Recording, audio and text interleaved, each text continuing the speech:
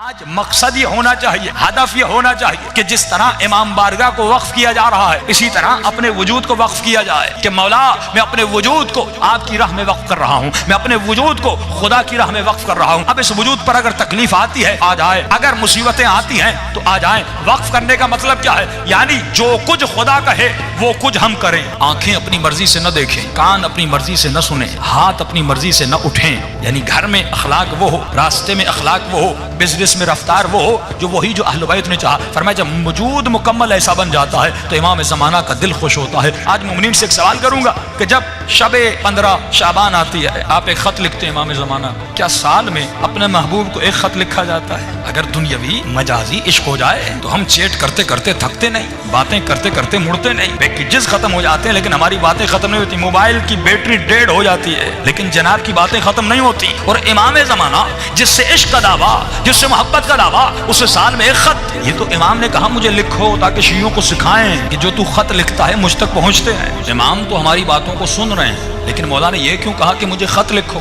اس کا مطلب مولا اپنے چاہنے والوں کو ٹرینڈ کروانا چاہ رہے تھے، کیونکہ خط لکھنے سے پہلے زمانے میں جب مولا نے کہا تھا وہاں پر صرف خط کا ذریعہ تھا، ای میل تو نہیں تھا، فون تو نہیں تھی۔ اس وقت تنہا ذریعہ ارتباط جو انسان آپ سے دور ہوتا ہے آپ اسے خط لکھتے ہیں، اس کی ایڈریس پر خط بھیجتے ہیں۔ تو مولا نے کہا مجھے خط لکھو تاکہ پہلی بات تو تجھے یقین ہو جائے تیرا کوئی مولا ہے جو تمہارے خطوط کو پڑھتا ہے، جو تمہارے خط کو دیکھتا ہے، تاکہ یقین ہو فزیکلی ایک ارتباط ہو تمہارا امام زمانہ کے ساتھ۔ کیونکہ آپ کبھی ایسے انسان کو خط نہیں لکھتے جس کا وجود ہی نہ ہو، جو مر چکا ہو اس کو کبھی خط نہیں لکھا جاتا۔ خط اسے لکھا جاتا ہے جو زندہ ہو، خط اسے لکھا جاتا ہے جو آپ کا خط پڑھے۔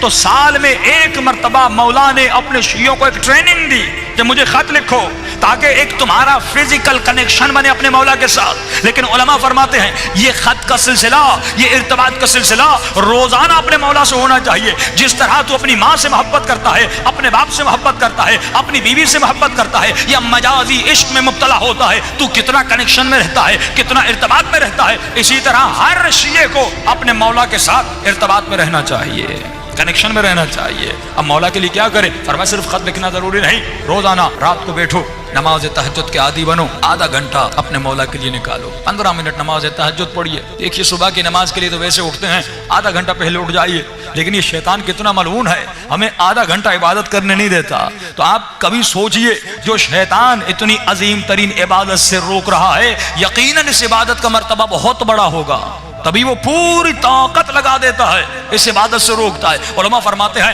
کہ اگر یہ قرآن کی آیتیں یا رات کو دعا کر کے سو جاؤ یا کوئی الارم رکھ کے سو جاؤ پھر آپ کو محسوس ہوگا یہ ملعون مجھے کتنا روکتا ہے۔ فرمایا صرف 40 دن نماز شب پڑھو اور صرف 40 دن امام زمانہ کے باتیں کرو، 15 منٹ مولا سے کلام کرو، یا اگر خط لکھنا ہے خط لکھو پھر درخت دریا میں جا کر پھینک کر، لیکن خط لکھنے کی بھی ضرورت نہیں، روزانہ 15 منٹ باتیں کرو، محبت بھری باتیں کرو۔ اگر تکلیف ہے تو امام سے شیئر کرو، اگر مصیبت ہے تو اپنے مولا سے شیئر کرو۔ جب وہ مولا کہہ رہے ہیں میں تمہارا باپ بھی ہوں، میں تمہارا بھائی بھی ہوں، میں تمہارا دوست بھی ہوں، میں تمہارا رفیق بھی ہوں، یعنی ہر رشتہ امام زمانہ کے ساتھ ہونا چاہیے۔ لیکن ہم نے مولا کو صرف ایک محفل بنا دیا کہ سال میں ایک فنکشن کرنا ہے 15 شعبان کا اور ایک دعائے کمیل پڑھنی ہے اور جمع ہونا ہے، خط لکھنے ہیں، مولا شادی نہیں ہو رہی، مولا پیسہ نہیں، مولا جاب نہیں ہو رہی۔ اور یہ مومنین جب کربلا بھی جاتے ہیں یہی دعائیں کرتے ہیں۔ تو کبھی سوچئے امام بھی کہتے ہوں گے تو جب بھی آتا ہے کچھ مانگنے آتا ہے، جب بھی گئے مانگنے گئے، کا فرمایا کبھی کچھ دینے بھی تو آ دیا کیا ہم نے امام کو؟ آج ہم نے اپنے آقا کو کیا دیا؟ مولا فرماتے کچھ دینے بھی آ، کبھی بیٹا مانگتا ہے، کبھی اولاد مانگتا ہے، کبھی کیا مانگتا ہے، کبھی کیا مانگتا ہے، کبھی اپنے آقا کو کچھ دینے آ۔ مولا کیا آپ کو پیسے چاہیے؟ فرمایا مجھے پیسوں کی ضرورت نہیں۔ مولا کیا آپ کو مال چاہیے؟ کیا آپ کو دولت چاہیے؟ کیا آپ کو گھر چاہیے؟ فرمایا نہیں، مجھے تو چاہیے، مجھے تو چاہیے۔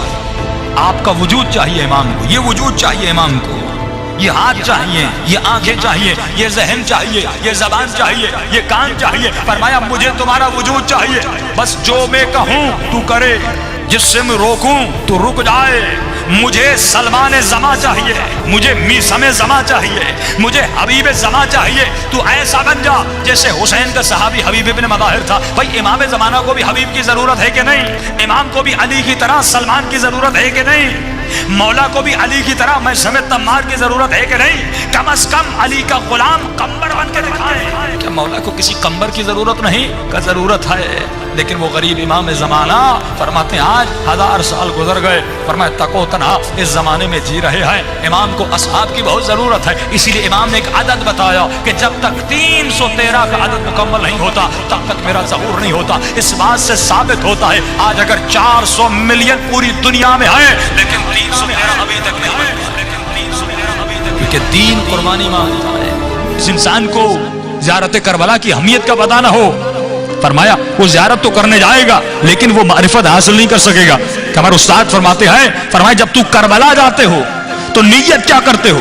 اکثر لوگ دعاؤں میں کرتے ہیں خدا مجھے امام حسین کی زری دکھلا دے، مجھے بین الحرمین دکھلا دے، مجھے مولا کا رواق روزہ دیواریں دکھلا دے. فرمایا یہ بھی دعا اچھی ہے، جب جاؤ گے یہ دعا قبول بھی ہوگی. ایک مرتبہ مولا کی زری کو بوسہ دو گے، ایک مرتبہ در و دیوار کو بوسہ دو گے، ایک مرتبہ بین الحرمین میں چلو گے، امام کا ذکر کرو گے، یہ بھی ثواب ملے گا. لیکن فرمایا مقام معرفت تب ہے جب تمہاری دعا یہ ہو کہ اے خدا حسین کی زری کی بھی زیارت کرا اور خود امام حسین کی بھی زیارت کرا.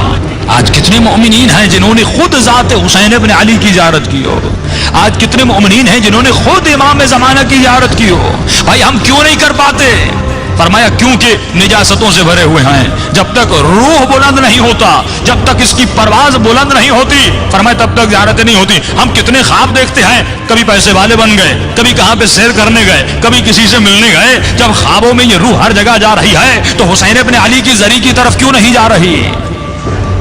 جب کہ عشق بھی ہے. پچھلے سال میں ایک مثال دی تھی نا، اگر کوئی بچہ کراچی سے آسٹریلیا چلا جائے پڑھنے کے لیے اور 1 سال گزر جائے، اپنے والدین کو فون نہ کرے، ای میل نہ کرے، کوئی میسج نہ دے، 1 سال کے بعد واپس آئے اور اپنی ماں کو کوئی اماں میں آپ سے بڑی محبت کرتا ہوں، بابا مجھے آپ سے بڑا پیار ہے، تو باپ کہے گا تو جھوٹ بول رہا ہے. اگر اتنی محبت تھی تو نے کوئی SMS نہیں کیا، تو نے کوئی ای میل نہیں کیا، پورا سال گزر گیا تو نے مجھے ایک فون تک نہیں کیا، تو جھوٹ بول رہا ہے. محبت کا تقاضا ہے کہ ارتباط ہونا چاہیے، محبت کا تقاضا ہے کہ رابطہ ہونا چاہیے، محبت کا تقاضا ہے کہ دیدار کا تقاضا ہو کہ جس سے انسان محبت کرتا ہے اس سے بات کرنا چاہتا ہے، اسے دیکھنا چاہتا ہے، اسے گلے لگانا چاہتا ہے. فرمایا یہ محبت کا تقاضا ہے. تو یہ کیسا شیعہ ہے کہ 60 سال گزر گئے لیکن ابھی تک اپنے مولا کو نہیں دیکھا؟ یہ کیسا شیعہ ہے کہ 25 سال زندگی گزر گئی لیکن ابھی تک اپنے امام زمانہ کے چہرے کو نہیں دیکھا؟ ہم دنیاوی محبت جس سے کرتے ہیں، کتنے SMS کرتے ہیں، لیکن وہی مولا،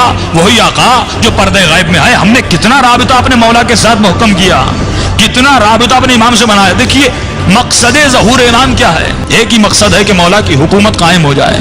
یہی مقصد ہے نا کہ دنیا میں حکومت مہدوی قائم ہو جائے اور ہم مولا کو اس حکومت کے قائم کرنے میں مدد کریں. کہ دعا کرتے خدا ہمیں امام کے آوان اور انصار میں شریک فرما. انصار یعنی مدد کرنے والا. تو انتظار کا مقصد یہ ہے کہ ہم کسی بس اسٹاپ پر بیٹھ جائیں اور انتظار کریں بس کب آتی ہے. فرمایا امام کا انتظار ایسے نہیں کرنا کہ مومن ہاتھ پہ ہاتھ رکھ کے بیٹھ جائے امام کب آتے ہیں. فرمایا نہیں. اب جملہ سنیے گا. فرمایا حکومت امام کے قائم ہونے سے پہلے تو خود ایک حکومت قائم کر، تو خود ایک حکومت قائم کر. آپ خود ایک حکومت قائم کریے. پھر آپ سوال کریں قبلہ میں نہ صدر ہوں، نہ وزیر اعظم ہوں، نہ فوج کا جنرل ہوں، میں حکومت بناؤں تو کیسے بناؤں؟ تو کہا ٹھیک ہے، حکومت وہی بنا سکتا ہے جس کے پاس اختیار ہو. جتنا اختیار اتنی حکومت. صدر کے اپنے اختیارات ہیں، MP MNS کے اپنے اختیارات ہیں، ناظم کے اپنے اختیارات ہیں. فرمایا تمہارا اختیار جہاں تک ہے وہاں تک امام زمانہ کی حکومت بنا. اگر گھر میں اختیار ہے تو اپنے گھر میں امام کی حکومت قائم کر. اگر بیٹے کا اختیار ہے تو بیٹے پہ حکومت قائم کر.